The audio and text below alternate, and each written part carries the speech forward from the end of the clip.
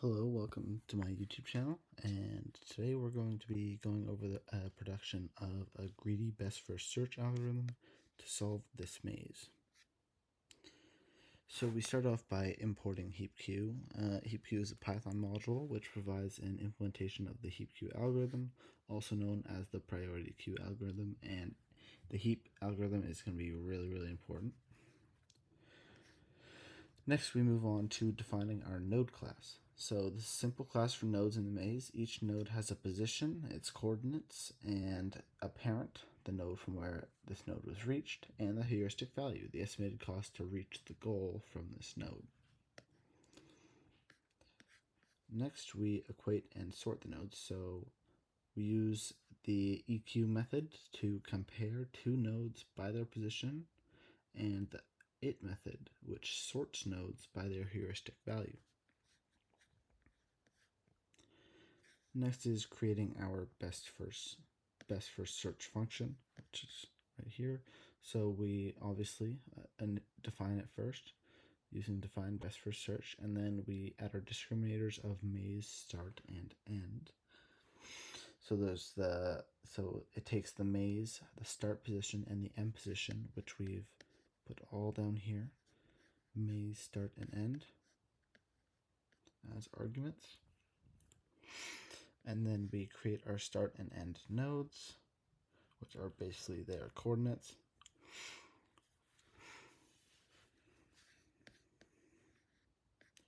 Next, we initialize open and close lists. So the open list, the priority queue, right down here,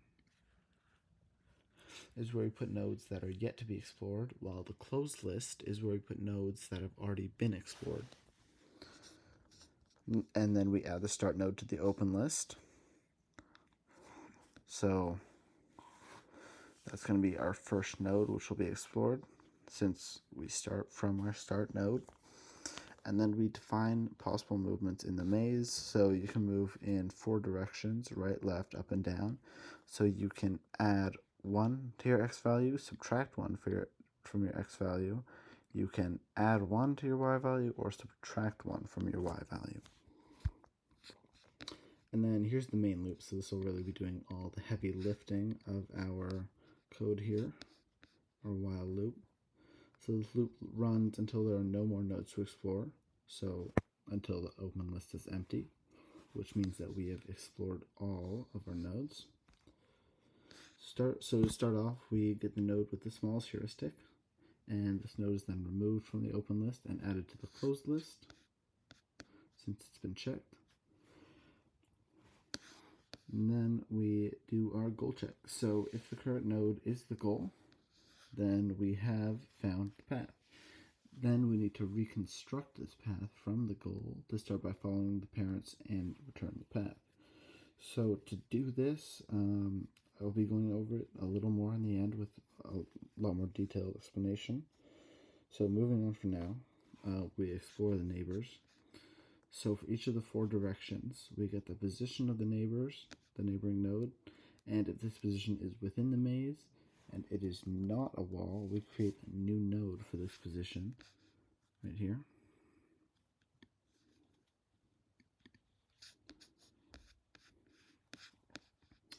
And then if the child node is in the closed list, it has already been explored, so we can ignore it.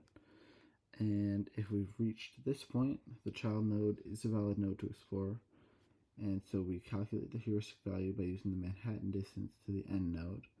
So the Manhattan distance is basically the amount of steps it'll take from that node to reach the end node. And then if the child node is already in the open list, it means that there's already a path to it, so we ignore this node. And if we've reached this point, the child node is a new node that we should explore, and we add it to the open list, which is right here. And then if we've explored all the nodes and haven't found the end node, it means there's no path from the start to the end, and we return none in this case. And then right here is our maze. So in our case, we have 1, which are our maze walls, and 0, which are all the passable areas of the maze. and we have our start and end point. Our start is at 0, so y0, x14, and our end is at y19, x12. And then we have our maze start and end right here as arguments in our best first search function. So a little extra explanation on the confusing steps of this loop. The first one is the goal check and path construction. So if current node is equal to end node, right here, then this code is basically checking whether the current node, the one being explored, is the end node. And if it is indeed the end node, the algorithm has successfully found a path. So what it needs to do now is recreate this path from the end node all the way back to the start. But we don't store the path in our algorithm as we go, but each node does have a parent attribute or a link to the node from which it was reached. So this loop continues moving to each node's parent and adding its position to the path until it reaches the start node. This constructs the path as a list of node positions from the goal to the start. Finally, the path is reversed with square bracket, colon, colon, -1, square bracket. And what this does is reverses the list so that instead of going from our end node to our start node, we're going from our start node to our end node. And then we return that. And the next confusing step was generating and exploring neighbors. So the code here is used to check each possible movement from the current node, up, down, left, right, and see whether each movement leads to a valid new node. So a new position, child position, is generated by adding the movement from movements to the current position, and that is right here. And then right down here, this code checks whether the new position is a wall in the maze. So if the value of maze child position 0, child position 1, if they're not equal to 0, then that means it must be equal to 1, because we only have 0s and 1s in our maze. And if it's equal to 1, then that means it's a wall. So this means that the movement is also not valid because we cannot move into a wall, and so the code skips it to the next movement. And then down here, right here, if the new position is within the maze and it is not a wall, it is a valid new node. So a node object is created for this position with the child position as the position and current node as the parent, since it was reached from the current node. The child node is then added to the list of nodes to be explored if it has not been previously explored or is not already in the list of nodes to be explored. And the newly created node will then be checked in the next iteration of the loop. And so here's a quick demonstration of the code. So it's just this one right here. So it basically shows the coordinates that you need to move to. So we need to move to from 10, 14. So 1, 2, 3, 4, 5, 6, 7, 8, 9, 0, 1, 2, 3, 4, 5, 6, 7, 8, 9, 10, 11, 12, 13, 14. So from here, we move over to 0, 13.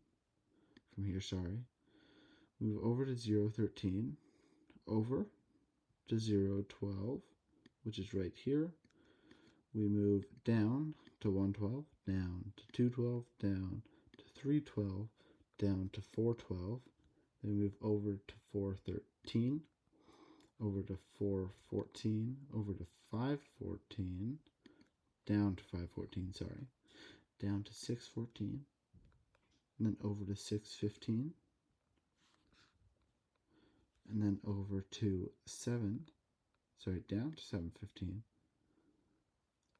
down to 815, over to 814, over to 813, over to 812, and it keeps going down.